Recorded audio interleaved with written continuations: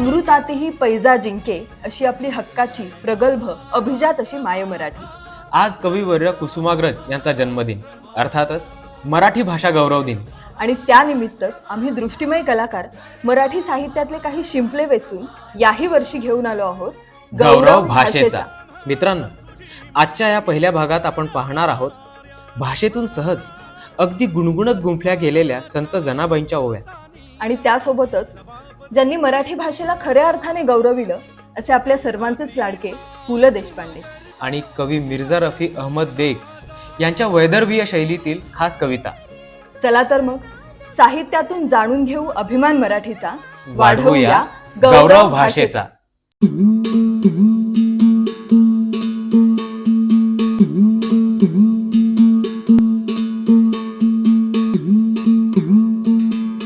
काल माया स्वप्नात माय मराठी आली, काल माया स्वप्नात माय मराठी आली, दाखवली तिनं मले झोई तिची खाली। मी हाव म्हणे मिर्झा करोडोची आई, मी हाव म्हणे मिर्झा करोडोची आई, भीक मागाची आली आज माआवर पायी। पोळ्याच्या बैलावानी मी पहिले सजत होती, पोळ्याच्या बैलावानी मी पहिले सजत होती, साहित्याच्या तोरणात वाजत गाजत धजत होती। आज मात्र मले फेकून दिलं तळ्यात, आज मात्र मले फेकून दिलं तळ्यात, इंग्रजी जाऊन बसली ज्याच्या त्याच्या गळ्यात। एक तू म्हणे मले महाद्या ताबा, एक तू म्हणे मले महाद्या ताबा, नाही तर मग माही नळली धरून दाबा। असं म्हणून मराठी पक्षासारखी फळफळली, असं म्हणून मराठी पक्षासारखी फळफळली, हृदय महा भरून आलं, छाती माई धडधडली। खरंच म्हणलं मिर्झा आपण किती हाव बेमान, खरंच म्हटलं मिर्झा आपण किती हाव बेमान, जिथं खाल्लं तिथंच करून राहिलो घाण। अरे मराठीची प्रतिभा ज्ञानेश्वरीत मावते, अरे मराठीची प्रतिभा ज्ञानेश्वरीत मावते, ग्रामगीता गाथा ही मराठीतच समावते। मराठीनेच तुकड्याला तुकडोजी केले, मराठीनेच तुकड्याला तुकडोजी केले, गाडगे बाबा मराठीतच जन्म घेऊन गेले।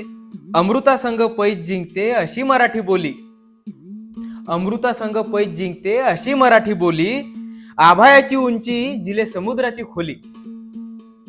प्रत्येकाने अंतरात्म्याच्या हुंकारावर डोलावे, प्रत्येकाने अंतरात्म्याच्या हुंकारावर डोलावे, आणि मराठी माणसानं मराठी माणसाशी मराठीतच बोलावे।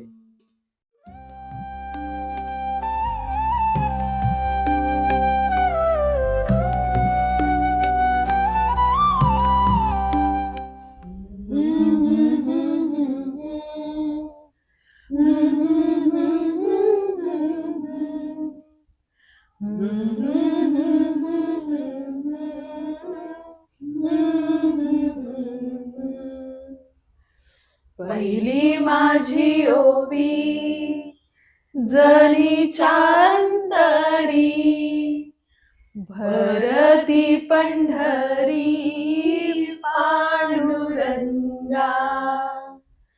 दुसरी माझी ओवी जनीचा हुंकार, वाईट शेजार पांडुरंगा। तिसरी माझी ओवी जीवाता पलई, जनी धाई धाई रडे पांडुरंगा।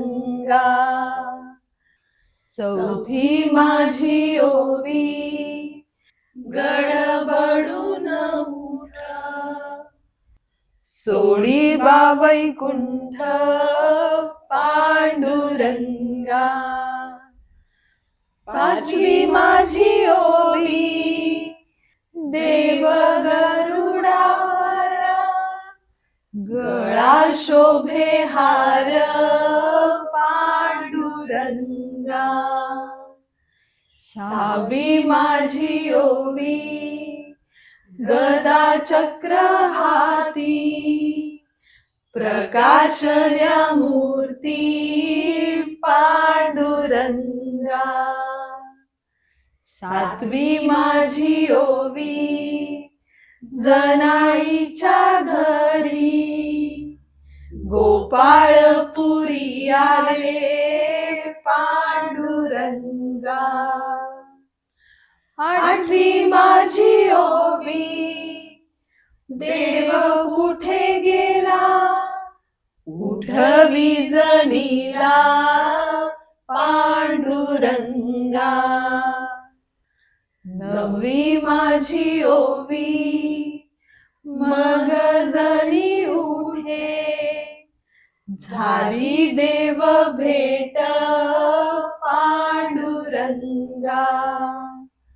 दहावी माझी ओवी, हरखली मनी, शांत झाली जनी पांडुरंगा.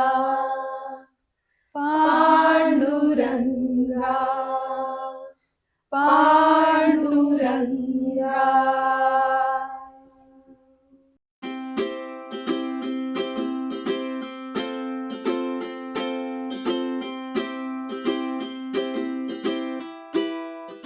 एडिंबरा शहरातल्या वेव्हरले स्टेशनवर गाडी थांबली तेव्हा त्या फलाटावर आम्ही दोघं आणि इतर काही मिळून फक्त 8-10 उतरलो. मला थोडस धस्सच झालं. नाही वाटलं की आपल्या एकतर उत्सवाच्या तारखा चुकल्या किंवा नाशिकच्या कुंभमेळ्यासारखा हा उत्सव बारगळला की काय. नाही, त्याचं झालं असं होतं की नाशिकला 2 वर्षापूर्वी कुंभमेळ्याची जय्यत तयारी झाली होती. रेल्वेला नवे फलाट टाकले होते, रस्ते रुंदावले होते. किमान पक्षी 5-10 लाख जत्रा जमेल असा अंदाज होता. हॉटेलवाल्यांनी कांदे बटाट्याची शेकडो पोती खरेदी केली होती. भिक्षुकांनी दर्भाच्या गासाड्या विकत घेतल्या होत्या. अशी जय्यत तयारी झाली होती. पहिली यात्रेकरू स्पेशल आली. त्यातल्या गर्दीच्या स्वागताला खुद्द कलेक्टर, डीएसपी यांच्यासारख्या जिल्हाधिकाऱ्यांच्या खाशा स्वाऱ्या जातीनं हजर झाल्या आणि पहिली स्पेशल ट्रेन फलाटाला लागली.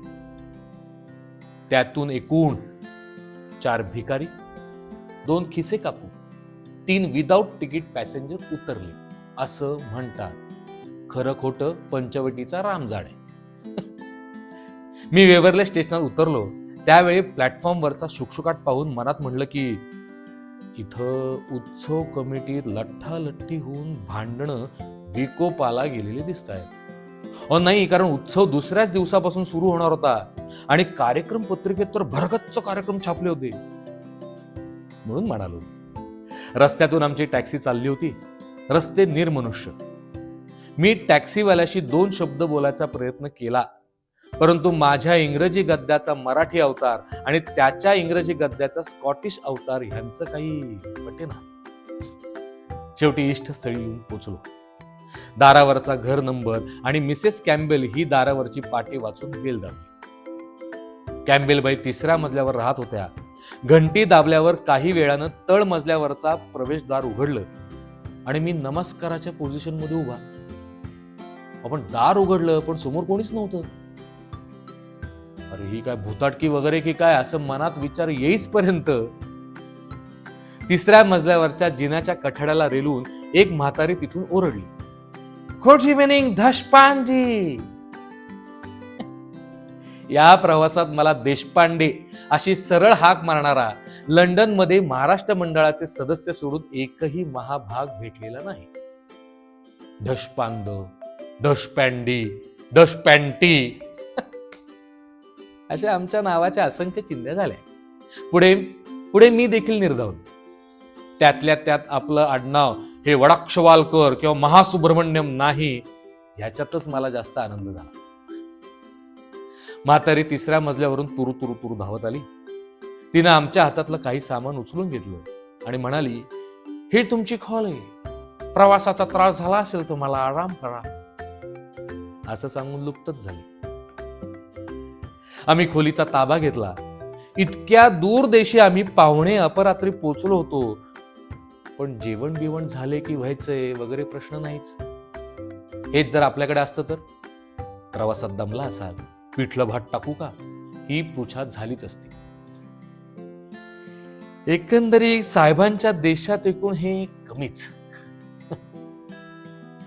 खोली छोटीशीच होती पण सुंदर होती. एका छोट्या टेबलावर आमची तिकीट, ब्रिटिश काउन्सिलची ओळखपत्र, एडिनबरात असेपर्यंत काही नाट्याविष्कार कार्य करणाऱ्या संस्थांनी दिलेल्या सन्माननीय सभासदत्वाची कार्ड नीट लावून ठेवली होती. शिवाय एडिनबरातली पाहण्याची स्थळं, नाटकाची वेळापत्रक, लंडनला जाणाऱ्या गाड्यांच्या वेळा सगळं न बोलता न सांगता व्यवस्थित मांडून ठेवलं होतं. मला वाटतं प्रवासी मंडळीच्या शंका निरसनाचं आता ना एक शास्त्रच तयार झालंय. नाही म्हणजे कोणीतरी बसून ना नव्या गावात येणारा प्रवासी सामान्यतः कुठे अडतो याचा अभ्यास केलेला असावा. गावात कुठं काय मिळतं, बसचे मार्ग, थिएटर मधले खेळ सुरू होण्याच्या आणि बंद होण्याच्या वेळा, त्यावेळी उघड्या असणाऱ्या हॉटेलचे पत्ते, तिथे साधारणतः काय खायला मिळेल आणि केवढ्याला मिळेल, हा सारा तपशील आधीच छापून तयार. थोडक्यात काय, तोंडाचा वापर टाळण्याकडेच प्रवृत्ती फार. प्रत्येक बस स्टॉपवर त्या बसच्या मार्गाचा नकाशा असतो. त्यामुळे ओ मंडेला जाते का हो दादा ही बस, असे सवाल आणि काशीला जायला रामेश्वरची गाडी कशी चालेल दादा, हा असली उर्मट थट्टा इथे संभवतच नाही.